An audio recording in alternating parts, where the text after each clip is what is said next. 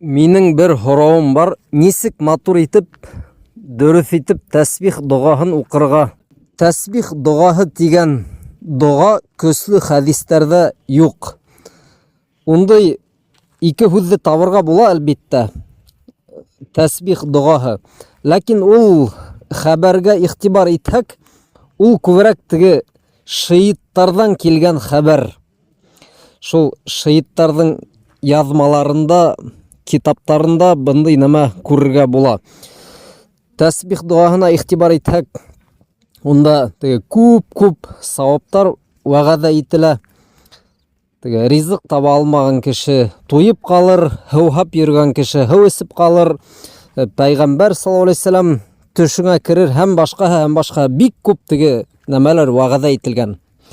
Ләкин кардәшләр, без теге я был гыйбадат төрләрен тик көсле хәбәрләрдән алабыз, көсле хәдисләрдән. Буның турында берничә тапкыр әйттек инде, ошо төркемдә лә. Чөнки мына гыйбадат ул бик едди нәмә. Алла Тәаләгә якынаю өчен кеше ниндидер юл эзләй икән, ул бик көсле хәдисләргә карап, едди хәбәрләргә таянырга тиеш. Мана әйтәйек, бында без бер зикр китердек бит инде. Ла илаха иллаллаһ вахдаху ла шарика лах, лахул мулку ва лахул хамд ва хуа аля кулли шайин кадир. Алла Тәаләнән башка гыйбадәткә лаек булган илаһ юк. Ул бердән бер, уның тиңдәше юк. Хөкем уныкы, мактау уга һәм ул бөтә нәмәнән дә көсле. Мана шул кыска гына зикр. Кем ана шуны ятлап әйтеп йөри, угала күп саваптар вәгъдә ителгән. Ләкин был хәдис көсле. Уны бөтә галимдар да белә, хатта ябай мусламандар да күптән ятлап белеп үткәннәр. Evet, ошо зикрдең теге кәрәклеген беләләр, савабын беләләр. Тәсбих догаһы ул кайдандыр кыскаһы уйлап сыгарылган бер нәмә инде. Шуга әгәр һезнең көсле хәдискә таянган зикрегез бар икән, ниндидер икенче нәмә эзләмәгез.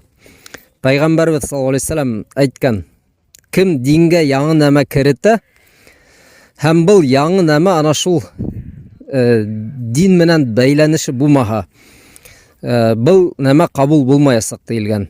Ниндидер озын зикрләр ятлап, озын ниндидер догалар әйтергә тырышырга, караһак, уларның иснәде юк.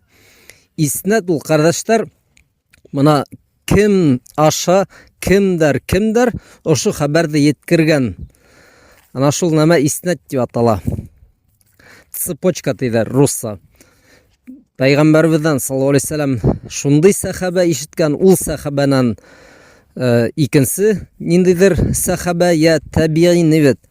Һәм шулай килә хәдистең иснәден күрһәтәләр бит инде. Әгәр иснәд булмаһа, без бу хәдисте беренче көсле дип атай алмайбыз. Тәсбих доганың иснәде юк. Һәм ул аслап та озын, кешеләр шуны теге ятларга тырыша бит инде, укырга тырыша. Эргәләрендә генә мана көсле хәдисләргә таянган әллә инсә зикр догалар бар. Хатта айрым китап сыкты. Без бында халтанман халгайнык, мусламанның калгы дип атала. Ана шул китапты хатып алыгыз. Унда гарәпсәһе бирелгән, транскрипцияһы бирелгән һәм тәрҗемәһе бирелгән. Дөресен генә әйткәндә, ана шул китапты ятлап алыр өчен, кайбер бер кешегә бәлки әллә инсә елы ла yetмәс. Шунда гына булган зикрләрне без әйтәбез. Йөрәһәк күпме савап буласак, күпме вакыт талап ителә ана шуларны ятлап алгансы, я исмаһам укырга өйрәнгәнсе.